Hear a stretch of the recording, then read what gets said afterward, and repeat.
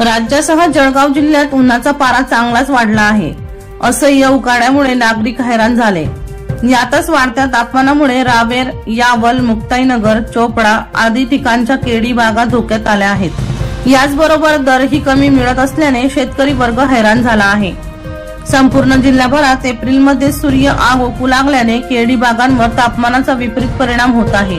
दुसरीकडे ऐन केळी कापणीच्या हंगामात व्यापारी बोर्डावरील भावापेक्षा कमी भावाने मालाची मागणी करीत असल्याने केळी उत्पादकांना दुहेरी फटका सहन करावा लागत आहे। केळी हे नाशवंत फळ आहे। ते केळी बागेत अथवा स्टोरेज मध्येही जास्त काळ ठेवता येत नाही। अशातच मोठ्या प्रमाणावर केळी कापणीवर आली असताना 41 ते 43 अंश सेल्सिअस तापमानाची नोंद होत असल्याने काही भागात अतिउष्णतेमुळे केळी मान टाकत असल्याने केळी उत्पादकांचे मोठे नुकसान होत आहे।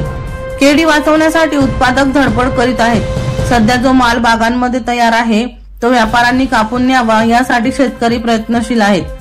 व्यापारी कमी दराने केळी मागत असल्याने एकरी 1 लाख रुपये खर्च करणाऱ्या केळी उत्पादकांना मोठी घट सोसावी लागत आहे। दीपक राठोड यांचा रिपोर्ट DR न्यूज जळगाव।